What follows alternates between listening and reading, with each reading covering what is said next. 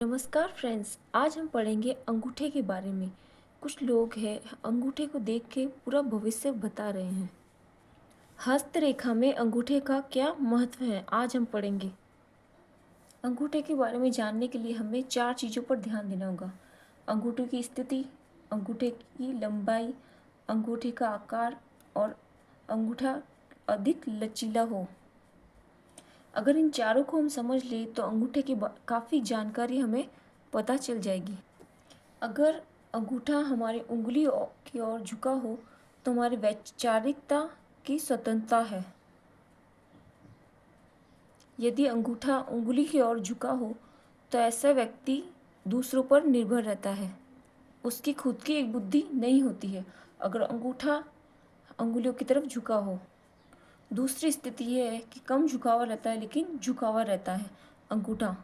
इस स्थिति में व्यक्ति के पास अपनी खुद की वैचारिक सोच है और स्वतंत्रता है, लेकिन अधिकतर मामलों में वो दूसरों पर निर्भर रहता है, दूसरों की सलाह लेकर आगे चलता है और खुद के निर्णय उसके नहीं होते हैं, दूसरों के निर्णय लेकर चलता है। और तीसरी स्थिति ये होती है कि अंगूठा सीधा खड़ा रहना और उसका हल्का सा झुकाव रहना।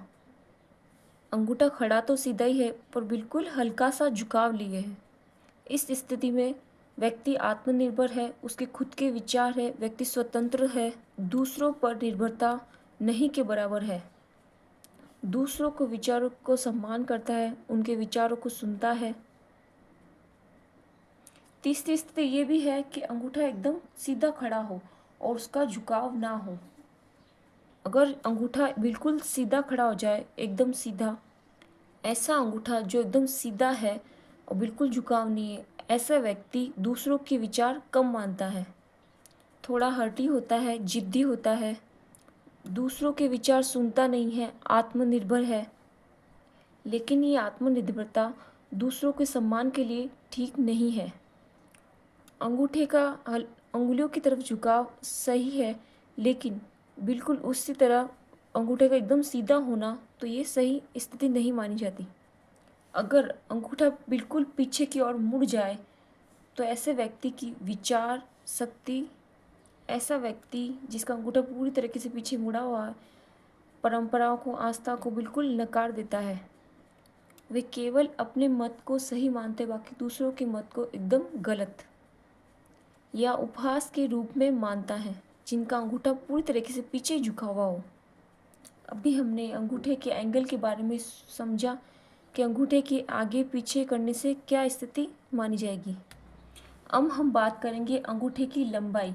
हमें किसी भी व्यक्ति के बारे में जानना हो तो हमें अंगूठे की लंबाई देखनी होगी। हम अब अंगूठे के बारे में बात करेंगे। अंगूठा बहुत लंबा हो सकता है, अंगूठा लंबा हो सकता है, अंगूठा सामान्य हो सकता है, अंगूठा छोटा हो सकता है, अंगूठा बहुत छोटा हो सकता है।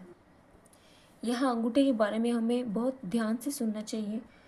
अंगूठा बौद्धिक विकास का सूचक है। अंगूठा हमारे दिमाग और मस्तिष्क का प्रतीक है। तो आप समझे कि अंगूठे की जो लंबाई है, अंगूठे की जो बनावट है, वो कहीं ना कहीं हमारी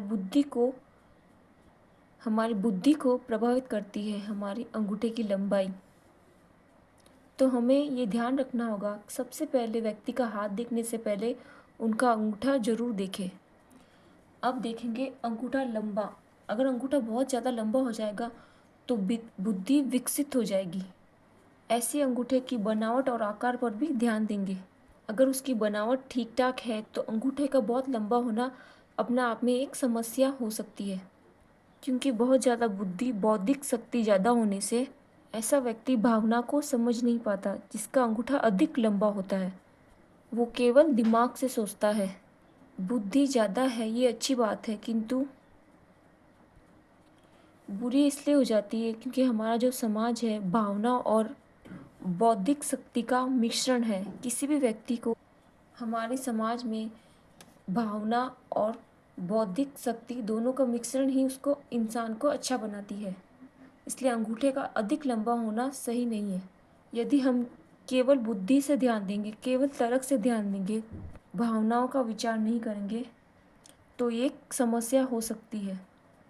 तो बहुत लंबा अंगूठा होना भावनाओं पर हावी हो जाती बुद्धि, और ये बहुत जिद्दीपन हो जाता है। यदि अंगूठा लंबा है, लंबा अंगूठा अधिकतर अच्छा माना जाता है। यदि बहुत लंबा नहीं है अंगूठा, विचार और क्रिया के लिए समता बहुत है ऐसे व्यक्ति में। बड़ा और लंबा अंगूठा वैचारिक समता का प्रतीक है। अंगूठा साहस का भी प्रतीक है। स्वयं पर नियंत्रण है उसका, दूसरों पर निर्भर नहीं है, अपने आप निर्णय ले सकता है और सही और गलत के लिए खुद को निर्देशित कर सकता है। यदि अंगूठा सामान्य है तो भावना और तर्क शक्ति दोनों, ये एक अच्छी बात है, सामान्य बात है। यदि हमारा अंगूठा सामान्य है तो गुण सब सामान्य हो जाएंगे। सामान्य स्थिति अच्छी होगी अंगूठे की, इसमें कोई दिक्कत नहीं है, स्वभाव अच्छा होगा। ऐसे लोग मिलनसार होते हैं और ऐसे लोग टीम वर्क करके काम कर सकते हैं। छोटा और अंगूठे का छोटा होना बौद्धिक शक्ति की कमी को दर्शाता है। अस्थिर मन, दुर्बलता की शक्ति। यहाँ मैं जब छोटे अंगूठे की बात कर रहा हूँ तो आप ये भी ध्यान दीजिएगा, हाथ के आकार की तुलना में अंगूठे का साइज देखना है। यदि हाथ ही छोटे होंगे, हाथ छोटे होंगे तो अंगूठा भी छोटा होगा, तो ये कोई समस्या तक बात नहीं है। यदि हाथ की तुलना में अंगूठा छोटा है या हाथ की तुलना में अंगूठा और उंगलियां दोनों छोटी हैं, तो ये विशेष रूप से छोटे माने जाएंगे। यदि अंगूठा छोटा हो तो तर्क शक्ति कम हो जाती है। यदि अंगूठा बहुत छोटा हो तो बुद्धि की कमी या वैचारिक सोच की कमी दिखाता है। ये कह सकते हैं कि ऐसे व्यक्तियों की बुद्धि कम है। और अब ये भी कह सकते हैं कि ऐसे व्यक्ति विचार कम करता है जिनका अंगूठा बहुत अधिक छोटा हो, बिना सोचे समझे कार्य कर देता है, तो ऐसा व्यक्ति क्रोधी होगा, मन और बुद्धि का विकास कम होगा। अब हम बात करते हैं आकार की, अंगूठे की। आकार मतलब मोटा है, पतला है, कैसा है आपका अंगूठा, इसको लेकर मैंने अंगूठे के 3 मुख्य भागों में बांटा है। बिल्कुल सुनिर्मित हो, लंबा भी हो, पर्याप्त, ना तो मोटा और ना ही पतला। ऐसा अंगूठा बौद्धिक इच्छा शक्ति की प्रबलता है, तो बुद्धि और इच्छा शक्ति दोनों को प्रबल मानता है।